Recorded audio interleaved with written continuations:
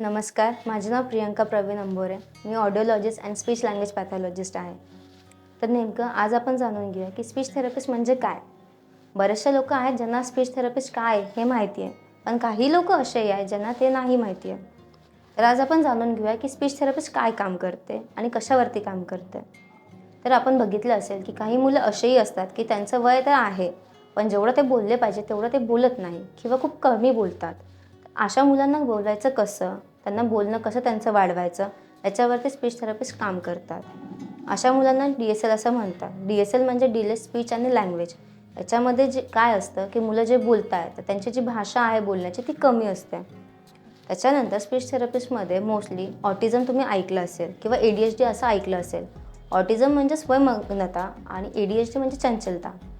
यामध्ये मुलं काय करतात की त्यांना जी समजण्याची भाषा आहे किंवा बोलण्याची भाषा ही बिलकुल नसते. मोस्टली मुलं तर ट्राय करतात की स्वतःमध्ये राहण्याचं. अशा मुलांमध्ये स्पीच थेरपिस्ट काम करून त्यांची जी समजण्याची भाषा आहे किंवा जी बोलण्याची भाषा आहे त्याची क्षमता वाढवतात. जेणेकरून मुलं बोलायला लागतील आणि जसे नॉर्मल मुलं बोलतात त्यांना त्यांच्यासोबत आणण्याचा प्रयत्न करतात. त्याच्यानंतर तुम्ही कधी बघितलं असेल की काही मुलं बोलतात तर खरं, पण ते काय बोलतात हे समजत नाही किंवा त्याचे जे घरचे आहेत जे त्याच्यासोबत असतात त्यांना कळतं की ते काय बोलत आहे, पण त्या दुसरे नवीन लोक आले तर त्यांना नाही समजत. याच्यामध्ये काय होतं की मुलं बऱ्याच टायमाला रच्या जागेवरती ल बोलतात, म्हणजे त्यांना मिसआर्टिक्युलेशन प्रॉब्लेम्स असतात.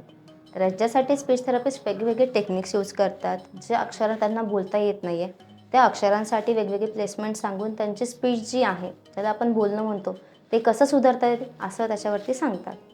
त्याच्यानंतर तुम्ही बघितलं असेल की काही मुलं बोलताना खूप अडखळतात किंवा हकलतात किंवा त्यांना बोलताना खूप असं डोक्याला ताण येतो किंवा असे वेगवेगळे चेहरे बनवतात, शब्द बाहेर पडत नाही. अशांना आम्ही स्टटरिंग म्हणतो. तर याच्यामध्ये स्पीच थेरपिस्ट स्टटरिंग मॉडिफिकेशन्स असतात किंवा काही वेगवेगळ्या स्टटरिंगसाठी टेक्निक्स असतात त्याही यूज करतात, जेणेकरून त्या मुलाची जी बोलण्याचं आहे किंवा त्याची स्पीच आहे तर ती कशी क्लिअर करता येईल याच्यावरती फोकस करतात.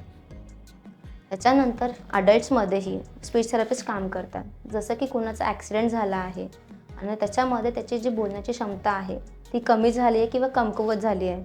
अशा पेशंट्समध्ये सुद्धा स्पीच थेरपिस्ट वर्क करतात. त्याच्यानंतर काही पेशंट्समध्ये पॅरालिसिस होतं किंवा स्ट्रोक येतात. ह्या पेशंट्समध्येही बोलण्याची क्षमता कमी होऊन जाते किंवा ते बोलू नाही शकत. तर अशा पेशंटसाठीही स्पीच थेरपिस्ट वर्क करतात. त्याच्यानंतर काही लोकांना त्यांचा आवाज जो आहे तो बदलला आहे किंवा घोगरा झाला आहे किंवा बोलताना फक्त हवेचा आवाज बाहेर येतो आहे असंही वाटतं. तर यांच्यामध्येही स्पीच थेरपिस्ट वर्क करतात. या पेशंटसाठी स्पीच थेरपिस्ट वेगवेगळे एक्सरसाइज सांगतात, वेगवेगळ्या टेक्निक सांगतात, जेणेकरून त्यांचा जो आवाज आहे तो नॉर्मल लोकांसाठी कसा येईल किंवा त्यांचा जो आवाज आहे जसा पहिले होता तसा कसा करता येईल तो आवाज त्याच्यावरती ते फोकस करतात. एवढे सगळे कामं स्पीच थेरपिस्ट करतात. तर तुमच्या आजूबाजूला तुम्हाला वाटतंय की कोणाला असा प्रॉब्लेम होतोय, तर त्या पेशंटसाठी तुम्ही त्यांना सांगा की काय आहे काय नाही आणि लवकरात लवकर त्यांना स्पीच लँग्वेज पॅथॉलॉजिस्टकडे घेऊन जा. सो दॅट त्याचं पुढचं जे करिअर आहे ते चांगल्या प्रमाणे होऊन जाईल.